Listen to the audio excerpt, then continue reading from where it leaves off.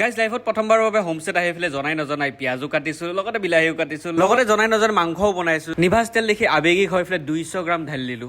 ৰব কৈ আছে এটা হোমষ্টেত গৈছিলো সম্পূৰ্ণ আৰম্ভণিৰ পৰা কৈ আছো মানে গাইজ মই আজি আহিছো উজান বজাৰত থকা লা ফেমিলিয়া হোমষ্টেলৈকে যিহেতু মোৰ লাষ্ট ভিডিঅ'টো 2 মিলিয়নৰ ওপৰত ভিউজ গৈছে সেইকাৰণে ভাবিছো পল্লৱ আৰু মই আজি এটা সৰুকে পাৰ্টি কৰো এইটো হৈছে লা ফেমিলিয়াৰ ড্ৰয়িং ৰুম গাইজ এইটো হৈছে 1 নম্বৰ বেডৰুম আৰু এইটো হৈছে 2 নম্বৰ বেডৰুম আৰু য'ত নেকি আপোনালোকে এনেকুৱা সুবিধা পাব পল্লৱ ৰখি থাকিলে আজি আমাৰ ভাতখন হ'ব বুলি ভাবি পেলাই মই যিহেতু খানা বনাব নাজানো কিন্তু ৰেডি কৰি থ'ব পাৰো জনাই নজনাই পিয়াজো কাটিছো বিলাহীও কাটিছো গোটেইখিনি মই মুঠতে ৰেডি কৰি থৈছো গোটেইখিনি ৰেডি কৰি উঠি পেলাই যিহেতু কল্ড ড্ৰিংক আনিছিলো কল্ড ড্ৰিংকখিনি ফ্ৰিজত ভৰাই থৈ দিলো আৰু এইখিনি বস্তু দেখি পেলাই মোৰ কিবা চাহ খাব মন গ'ল তো একাপ চাহো খাই দিলো তো বস্তু ৰেডি কৰি উঠি পেলাই মোৰ যিহেতু বৰ লাগিছে যিহেতু পল্লৱো আহি পোৱা নাই সেইকাৰণে নিজৰ ভিডিঅ' নিজে চাই আছো টিভিত এইটো ৰুমত মই ভিডিঅ' চাই থাকোঁতে শুনিলো যে সেইটো ৰুমৰ পৰা গানৰ মাত আহি আছে বোলো কি হ'ল আহি দেখিলো পল্লৱ ছাৰে একেবাৰে বিহু নাচত লাগি গৈছে